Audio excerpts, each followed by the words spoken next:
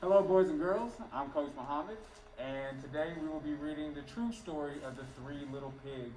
Now, this version of the book comes from the perspective of the wolf.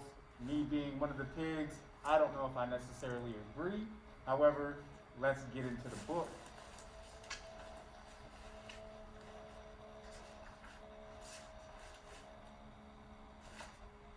Everybody knows the story of the three little pigs, or at least they think they do.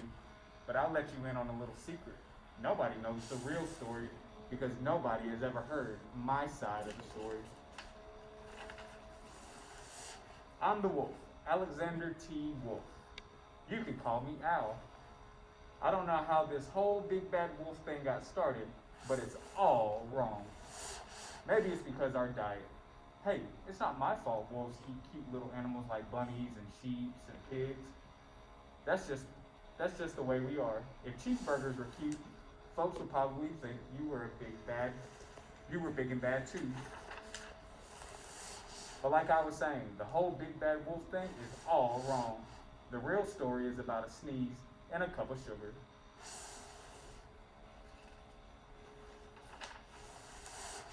Way back in Once Upon a Time, I was making a birthday cake for my dear old granny. I had a terrible sneezing cold. I ran out of sugar.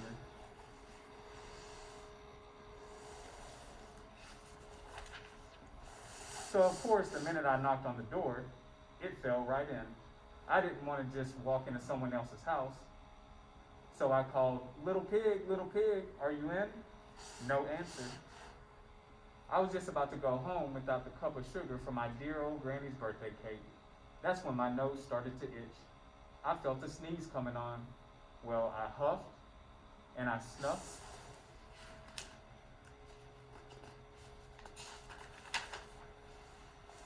And I sneezed a great sneeze.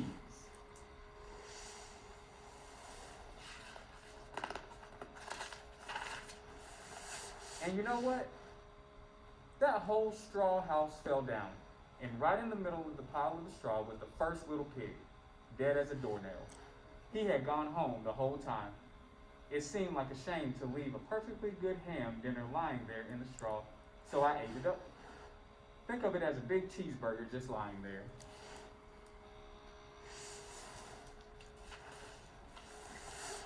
I was feeling a little better, but I still didn't have my cup of sugar. So I went to the next neighbor's house. This neighbor was the first little pig's brother. He was a little smarter, but not much. He had built his house of sticks. I rang the doorbell on the stick house. Nobody answered. I called, Mr. Pig, are you in?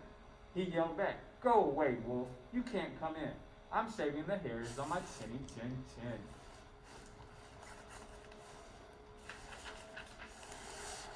I had just grabbed the doorknob when I felt another sneeze coming on. I huffed and I snuffed and I tried to cover my mouth, but I sneezed a great sneeze. And you're not going to believe it, but this guy's house fell down just like his brother's. When the dust cleared, there was the second little pig, dead as a doornail, wolf's honor.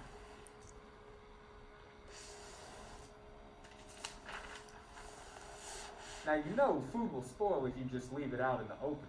So I did the only thing there was to do. I had dinner again. Think of it as second helping. I was getting awfully full, but my cold was feeling a little bit better, and I still didn't have that cup of sugar for my old granny's birthday. So I went to the next house. This guy was the first and second little pig's brother. He must have had the brains of the family. He built his house out of bricks. I knocked on the brick house. No answer. I called, Mr. Pig, are you in? And do you know what that rude little porker answered? Get out of here, wolf. Don't bother me again. Talk about impolite.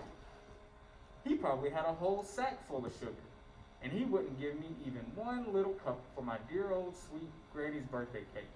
What a pig. I was just about to go home and maybe make a nice birthday card instead of a cake when I felt my cold coming on. I huffed and I snuffed and I sneezed once again. Then the third little pig yelled, and your old granny can sit on a pin.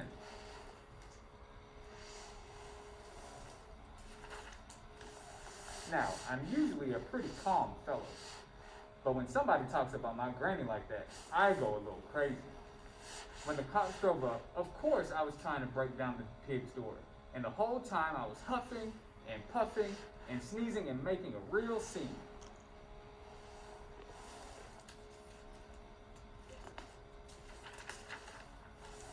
The rest, as they say, is history.